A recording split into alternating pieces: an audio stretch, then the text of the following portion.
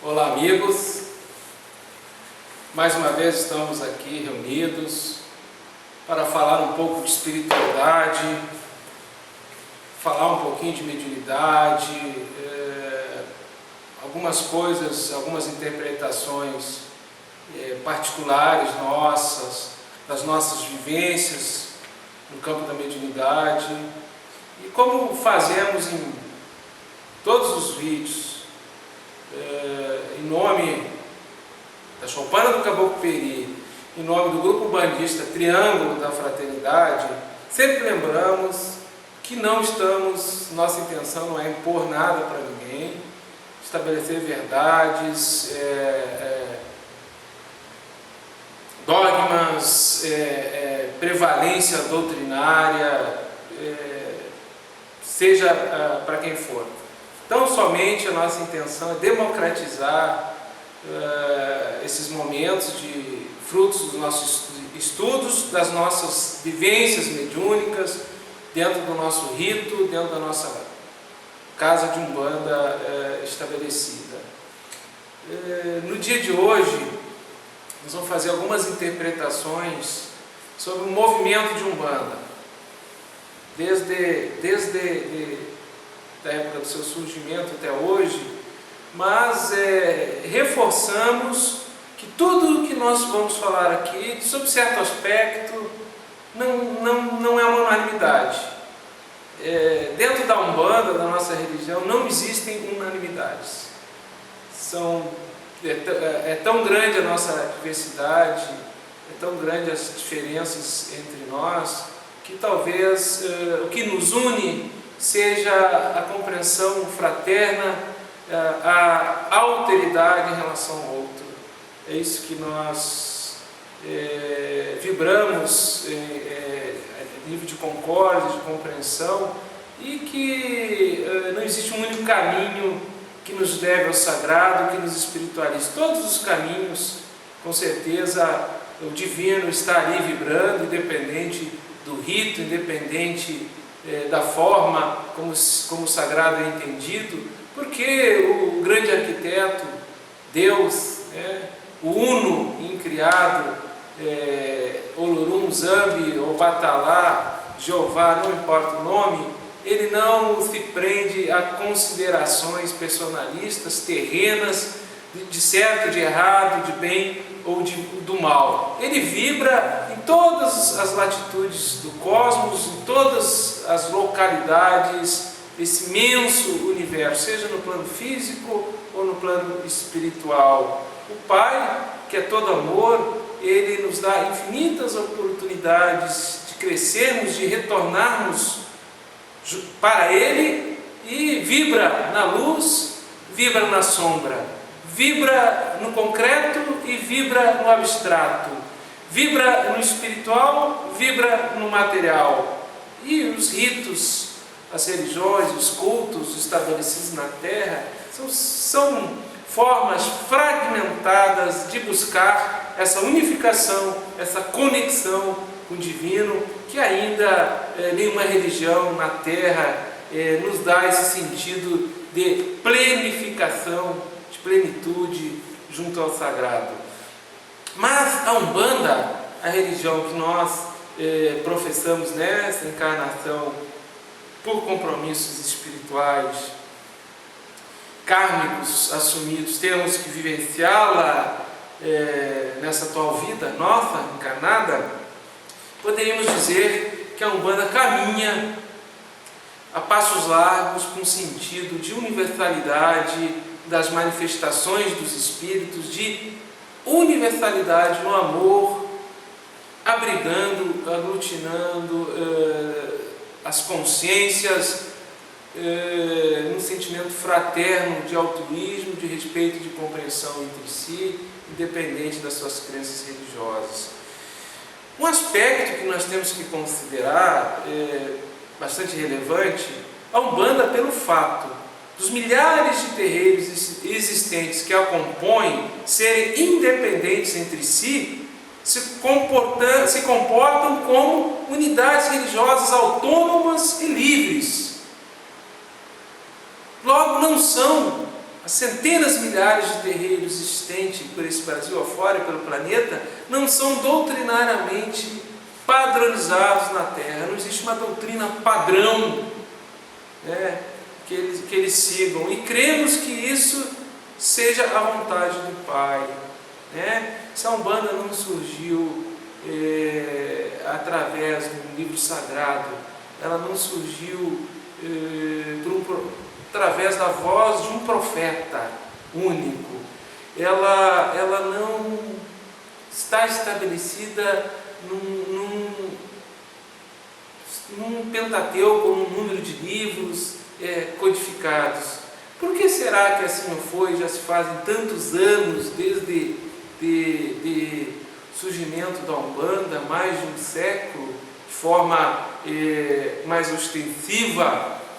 Por que será que isso aconteceu? Será que foi pela vontade dos homens? Ou será que isso veio do alto? Quantas religiões nós temos na Terra que são codificadas, são frutos de uma unidade, por exemplo, doutrinária, de um livro, vieram de um profeta, e com a Umbanda não acontece isso? Por que será? Lembremos que desde o surgimento da Umbanda, na época, no início do século passado, a religião, a doutrina mediúnica que mais se sobressaía era o Espiritismo. O Espiritismo codificado por Allan Kardec na França, né? Espiritismo esse que na época proibia as manifestações das muitas entidades, né, que eram tratadas como os espíritos inferiores, menos esclarecidos, sofredores e até obsessores, né, que não encontravam lugar, não encontravam localidade na Terra para se expressarem do astral através do canal da mediunidade. Espíritos esses, né, que eram proibidos de se manifestarem na Umbanda no início do século passado, preponderantemente de africanos e índios, pretos velhos e caboclos, que infelizmente permanece até os dias atuais. Veja bem, a nossa formação étnica, a nossa formação cultural, social, de consciência desse Brasil se deu pela influência do negro, se deu pela junção do negro com o índio e com o branco nas suas diversas etnias. E aí todo o manancial, toda a bagagem de cultura, de doutrina religiosa que essas diferentes raças trouxeram. Então, como implantar num país com a característica de universalidade do Brasil uma doutrina mediúnica, um culto mediúnico que permite só determinados espíritos se manifestarem e outros não se manifestam? Então isso acontecia na época, e os espíritos que têm a necessidade de trabalhar através da mediunidade, precisam de médios, eles também para evoluir, assim como nós, eles não se prendem aos nomes, às doutrinas da Terra. Eles precisam exercitar a mediunidade em prol, em favor benfeitor do próximo e de si mesmos. E é isso que os move, né? Entendemos que, com certeza, a Umbanda foi arquitetada pelo alto para democratizar o acesso à mediunidade dos dois lados da vida. Veja bem, a Umbanda foi arquitetada pelo alto, nós entendemos, somos dessa opinião, para democratizar o acesso à mediunidade dos dois lados da vida. Do lado de cá, ela dá oportunidade aos médiuns que precisam trabalhar independente do seu grau de instrução, especialmente aos menos favorecidos, os de mais baixa renda, os que ainda são analfabetos e letrados, os pobres. Todos são incluídos igualmente no mediunismo da Umbanda. Outras searas, como o Espiritismo, Rosa Cruz, maçonaria e outras doutrinas, filosofias e cultos, religiosos e filosóficos requerem às vezes até um nível intelectual bastante acentuado, pela intensidade, pela imposição de um estudo bastante intenso àqueles que entram, que se tornam adeptos nas suas searas. Quando nós relacionamos isso à mediunidade, claro que nós precisamos de instrução, precisamos de esclarecimento, de estudo, mas e o analfabeto, como é que ele vai fazer para ler? Uma escola mediúnica, num centro espírita, se você não sabe ler, você vai ter seríssimas dificuldades de lá permanecer. Eu diria que até é quase impossível. Não vou dizer que não tenho analfabetos nessas frentes de educação que fazem um trabalho muito bonito, benfeitor, a favor da mediunidade, mas na Umbanda, todos têm essa oportunidade.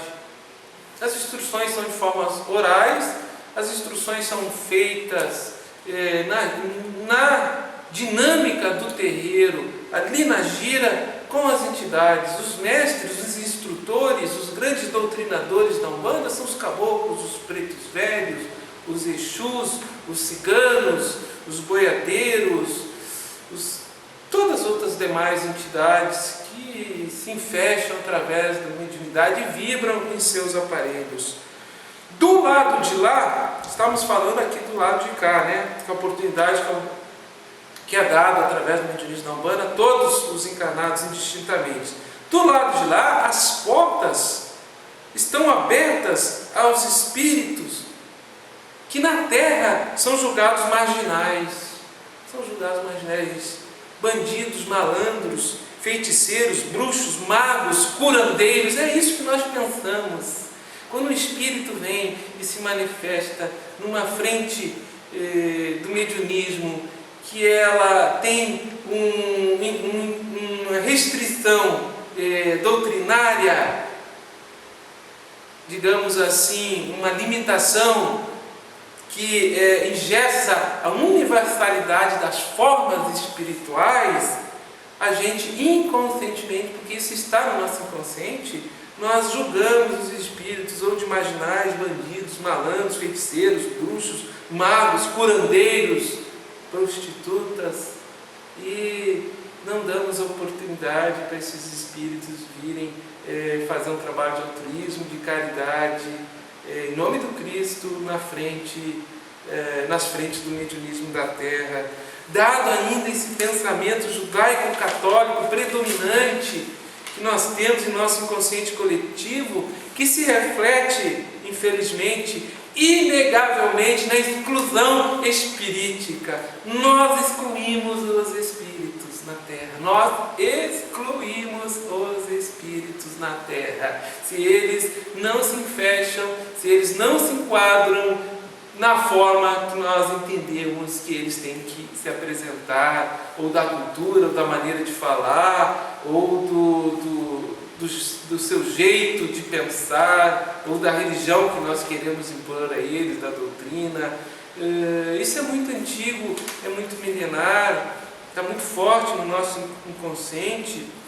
E esses dias eu vi um irmão nosso de Seara espírita, irmão esse que faz um trabalho muito bonito, orador, escritor, ele dizendo que às vezes ele vai num centro, ele chega naquele centro e ele fica olhando e ele vê assim, imagens do guia, ele vê imagens do mentor, ele vê algumas essências cheirosas, ele vê cromoterapia, e ele diz assim que isso não é espiritismo, que espiritismo resgata aquele cristianismo primitivo, sem imagens, sem forma, E eu fiquei pensando, puxa vida, por que esse nosso irmão, em vez de ele se preocupar com as imagens que ali estavam, por que ele não tentou perceber a essência do trabalho espiritual que ali é feito? Eu iria mais além. Será que Dr. Bezerra de Menezes, que é um ícone no movimento espírita, se ele um centro espiritualista, um centro espírita que tem o seu quadro, a sua imagem numa parede, ou até no altar, no congá, como tem por aí, que a gente sabe, o quadro, a imagem do Dr. Bezerra de Menezes. Será que o Dr. Bezerra de Menezes não baixaria ali naquela corrente? Será que ele não iria ali? Isso seria um motivo de exclusão?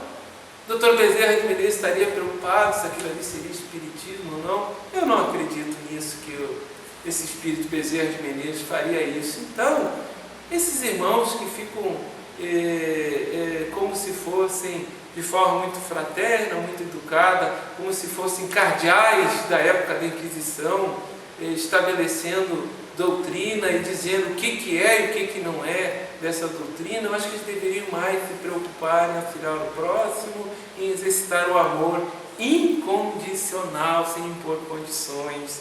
E a questão do cristianismo primitivo com Jesus, na sua época, primeiro, Jesus não exercitava os ensinamentos do Evangelho no interior dos templos, começando por aí. Então, não tinha como Jesus praticar o verbo sagrado, a sua oralidade, dentro de templos com imagens. Mas Jesus usou muito de alegorias pictóricas, de imagens. Usou muito. Jesus usava a imagem dos lírios no campo, os trigais, a natureza como um todo, as figueiras, né? Os parreirais. Jesus se utilizou da imagem dos pássaros. Jesus se utilizava das imagens que estavam nas consciências daqueles cidadãos da época, né? É só olhar as parábolas de Jesus e ver como ele incentivava imagens que estavam no inconsciente dos cidadãos para aflorar neles o ensinamento da Boa Nova do Evangelho, vinculando-os a situações do cotidiano, do dia a dia, e a partir daí Jesus ia esclarecendo, ia trazendo os seus ensinamentos do Evangelho. Então, o cristianismo primitivo, em essência, é o amor, amar a si mesmo como a seu próximo, perdoar as ofensas, tentar entender as verdades do reino de Deus, sem se sentir melhor ou superior a quem quer que seja. Porque quando nós vamos num local, estabelecemos uma sentença em relação a um elemento de rito, isto é ou não é dessa doutrina? Tem uma imagem que é adorada, isto não é espiritismo, como se aquilo fosse algo menor. Nós não somos espíritas nessa encarnação, não temos nem o direito de falar em relação ao espiritismo, mas como tem muitas casas de umbanda que se dizem espíritas, o Caboclo das Sete Encruzilhadas fundou a tenda espírita Nossa Senhora da Piedade, que na época os cultos nascentes, né, afro-brasileiros, eles eram muito perseguidos pela polícia, até fechados. Então ele tinha que dar uma denominação que fosse mais aceita na sociedade.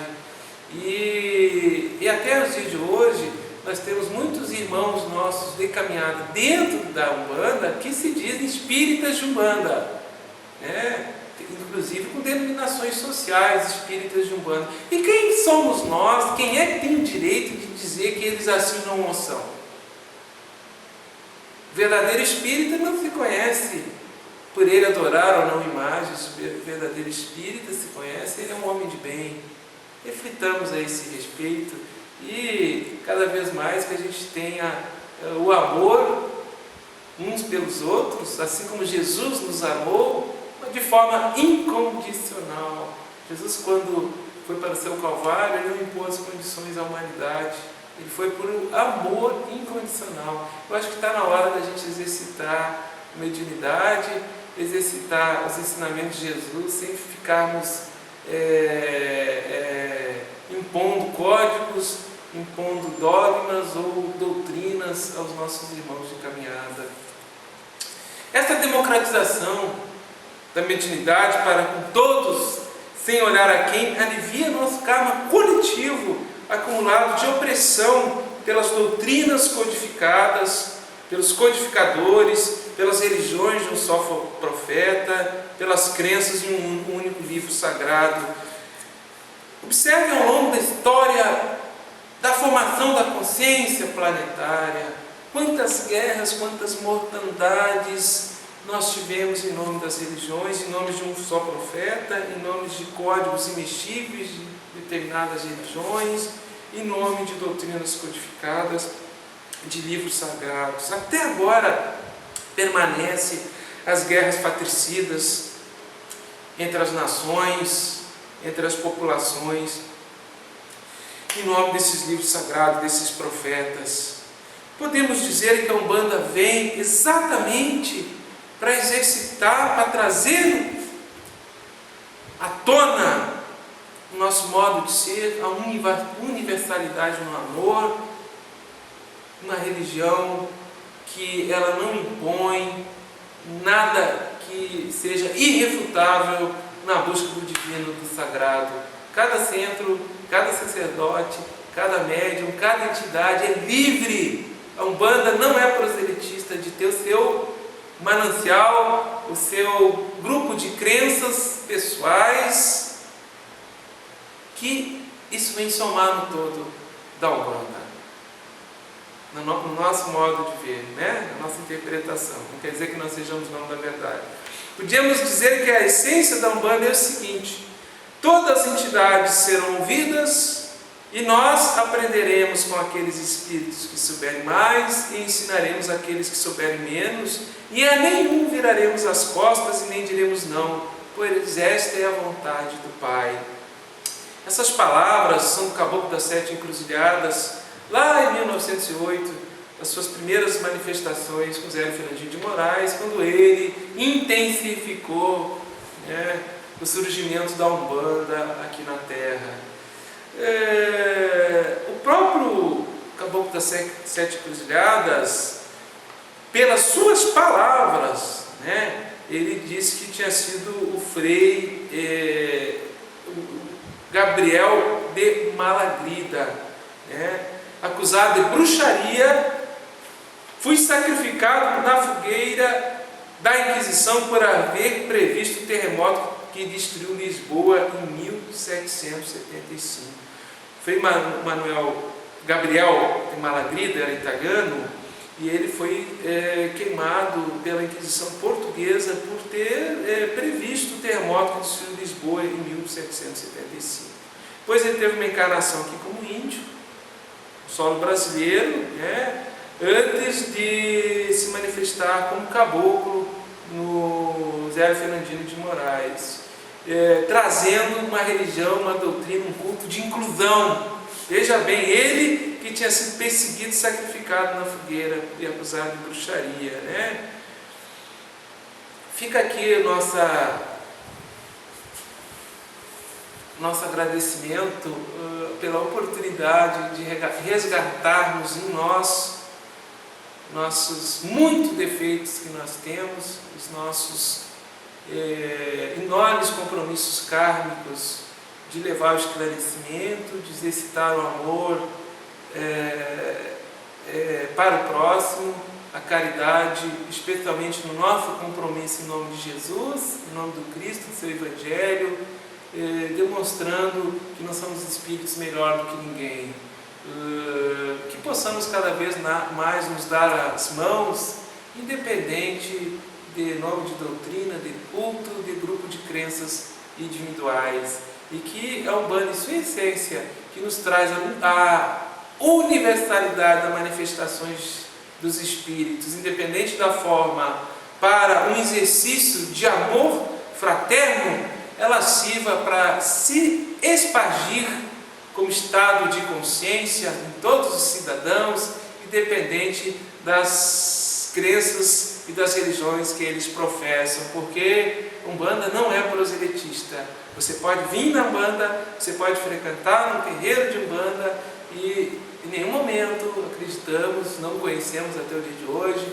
uma entidade, um médium, um dirigente que vá dizer para você que você tem que abrir mão da sua doutrina, da sua crença, da sua religião para se tornar, digamos assim, um bandista na sua prática. Não, você é que será confortado, você será auxiliado e poderá continuar lá na sua doutrina, na sua seara, na sua religião.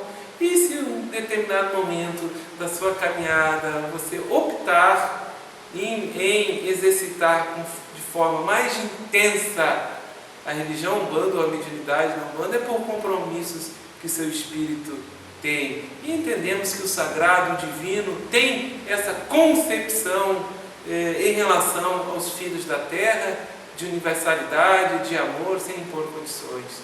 Nosso Saravá fraterno, nosso muito obrigado pela oportunidade de mais uma vez estarmos aqui com vocês. Que assim seja.